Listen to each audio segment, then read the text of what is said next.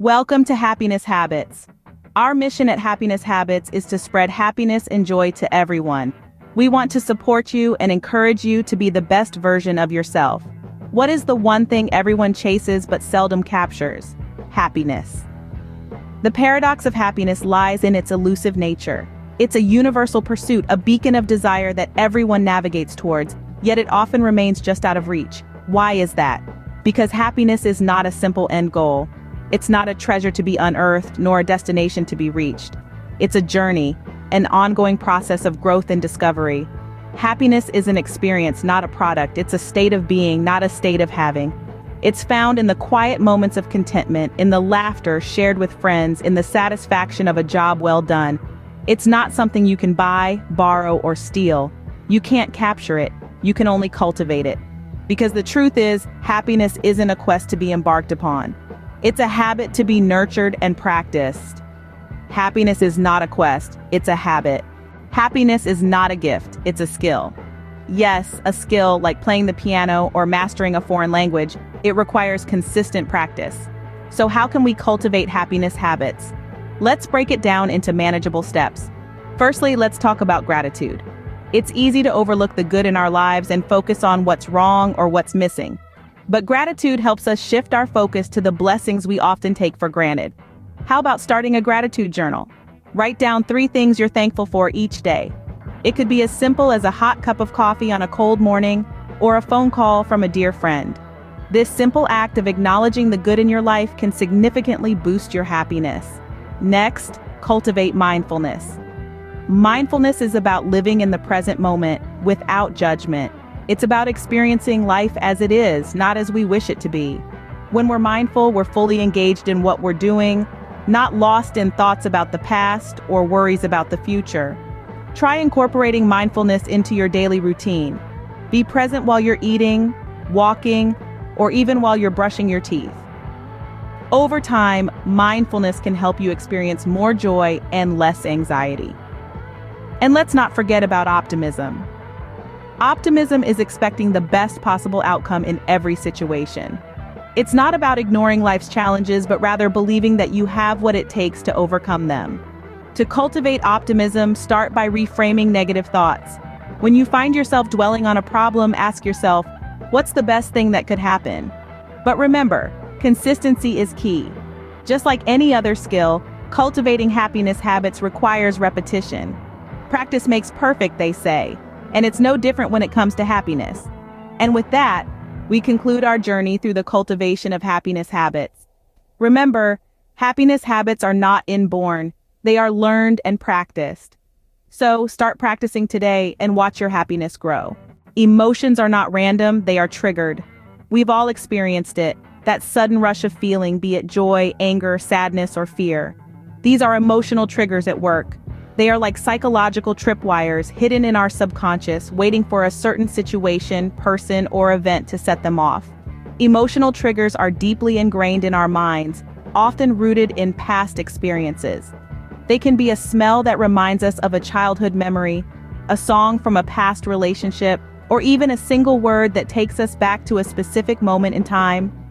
They're powerful and can influence our feelings, thoughts, and behaviors, often without us even realizing it. Imagine you're heading to a job interview. You're feeling confident, prepared, and then suddenly you see a familiar face, someone who has previously belittled your abilities. That's an emotional trigger.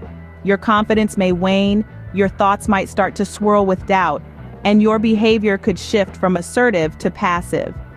This is an example of a negative trigger, but it's vital to remember that triggers can be positive too. Think about how you feel when you smell freshly baked cookies, hear your favorite song, or see a loved one after a long time. These positive triggers can evoke feelings of happiness, comfort, and love. They can motivate us, inspire us, and even help us to perform better. Understanding emotional triggers is not about eliminating them. That would be impossible. Triggers, both positive and negative, are part of the human experience. They're entwined with our memories, our identities, and our personal narratives. But by recognizing what they are, how they work, and how they influence us, we can start to control our responses to them. We can choose to let a negative trigger affect us, or we can acknowledge it, understand why it's there, and then let it go. We can also learn to cultivate more positive triggers in our lives to help us feel happier, more confident, and more resilient. Understanding your emotional triggers is the first step to mastering them. Emotional triggers are not destiny, they can be diffused. Easily said than done, right? Well, bear with us. The process of diffusing emotional triggers can actually be broken down into 3 manageable steps: awareness, acceptance, and action. Let's delve into these. Firstly, awareness. This is the cornerstone of diffusing emotional triggers. It's about recognizing what sets off your emotional reactions. Is it a certain person, a specific situation, or a particular phrase? Identifying these triggers is the first step to gaining control over them. It's like knowing the layout of a maze. It gives you a sense of direction and a clearer path to the exit. Next, acceptance. This is the part where you acknowledge the existence of your emotional triggers without judgment. Yes, you heard that right, without judgment. It's okay to have emotional triggers. It's part of being human. Acceptance is the key to making peace with these triggers, and it's the bridge to the next step: action. Action, the final phase, is where the real change happens. It's where you challenge and reshape your responses to your emotional triggers. You might ask, how? Well, one effective way is through mindfulness exercises. When you feel that emotional trigger setting off, pause, take a deep breath, and disengage from the knee-jerk reaction. Instead, respond in a way that aligns with your long-term goals and values. It's not about suppressing your emotions, but rather addressing them in a healthier manner. But remember, consistency is crucial. Like any new skill, it takes practice. The more you practice awareness, acceptance, and action, the less power your emotional triggers will have over you. Over time, you'll find yourself not just diffusing these triggers, but also cultivating resilience, confidence, and happiness. Diffusing emotional triggers is not easy, but it's definitely worth it. It's a journey of self-discovery and growth that can ultimately lead to a more balanced, fulfilled life. So take a step today towards diffusing your emotional triggers. Your future self will thank you. Happiness habits and emotional triggers are not separate, they intersect. Now let's delve into this intersection. It's a junction where cultivating happiness habits can help us manage and diffuse emotional triggers. Just as a gardener tills the soil to encourage growth, nurturing happiness habits prepares our emotional landscape to better handle triggers. Think of it this way: happiness habits are our proactive approach, our daily emotional workouts that build resilience. These habits are the practices that we consciously choose to incorporate into our lives, like gratitude, mindfulness, or positive self-talk. They're the tools we use to build a solid foundation of emotional well-being. On the other hand, emotional triggers are reactive. They're the unexpected life events or situations that cause emotional upheaval. They are the storms that test the resilience of our foundation. And just as a strong house withstands a storm, a robust emotional foundation can weather emotional triggers. Now let's consider the reciprocal relationship between happiness habits and emotional triggers.